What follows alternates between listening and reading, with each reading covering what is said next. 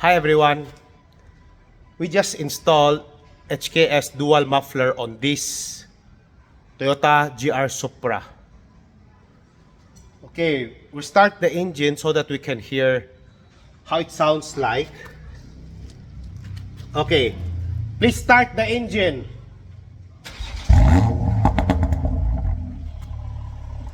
Okay, right now the valve is open. Rev, please. One more time.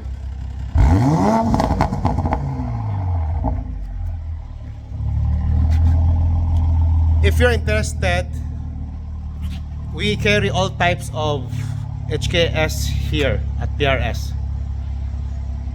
Don't DM me for inquiry. Stay safe always. Turn it off na. Bye.